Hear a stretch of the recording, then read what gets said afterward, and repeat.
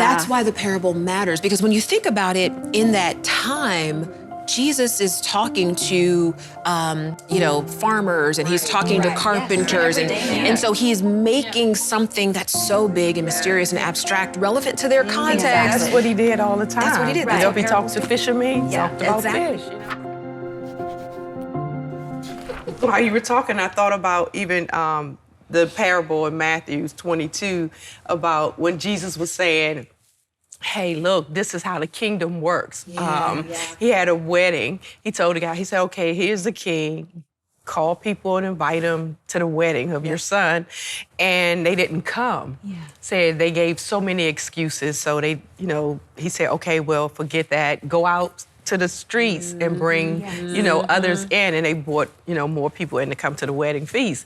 But it made me think about me and how many opportunities God gives to those who think they're least likely to get those opportunities. Because he's not there just for the Jews, that's what the whole story is about, but he was there for the Gentiles as well. And so it just made me think about me. It's like, that's how I am even today. It's like, everybody is included. It's like, let's really love and be genuinely, in love with one another, because we are the body of Christ. And so many times people judge and separate because we have so many differences. It's like, but let's put everything aside and let's see who really shows up to the party.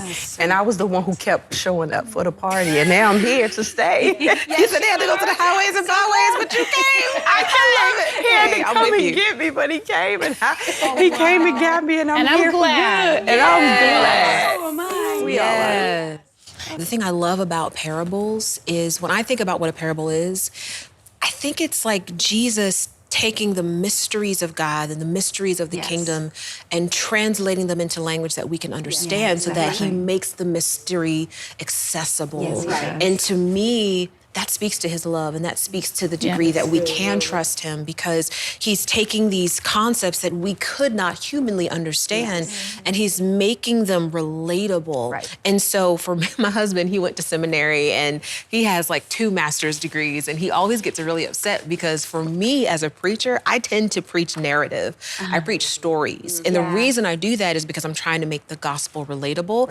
And he'll be like, but you gotta go into the deep, and you gotta take it just verse by verse. And I'll tell him, I'll say, honey, for some people, that's where they are.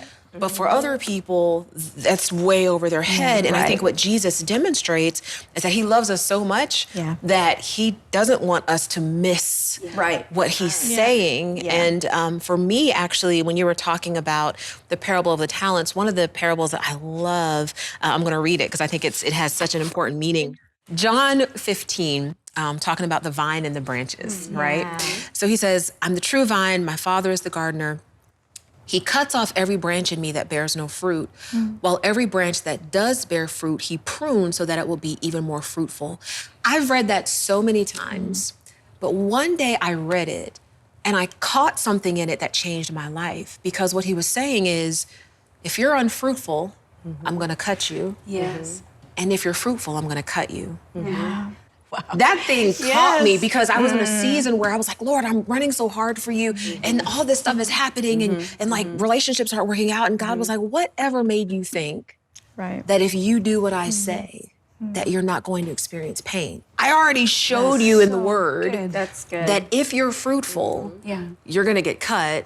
And if you're not, you're gonna get cut. So the question is, which pain do you want? I'd rather, hey, look, I'll take the pain to keep multiplying and being fruitful. Do you know, I have this friend who's a sommelier wine person, and so he was telling me about that. The vines, it's not always like cutting, it's lifting them off the ground. And so when you go to a vineyard, they're off the ground. So it's because they won't produce fruit in the dust. So and they're too precious to just get rid of. So the vintner will come up and he'll wash the leaves and then pull them up and tie them up here. So it's more caretaking than it is whack. We just see it as like whack, and it isn't that. It's like going, you'll bear fruit if you're tied to the vine. And that's why the parable matters, because when you think about it, in that time, Jesus is talking to, farmers, and he's talking to carpenters, and so he's making something that's so big and mysterious and abstract relevant to their context. That's what he did all the time. That's what he did. You know, if he talked to fishermen, he talked about fish, But, I love that about Jesus, because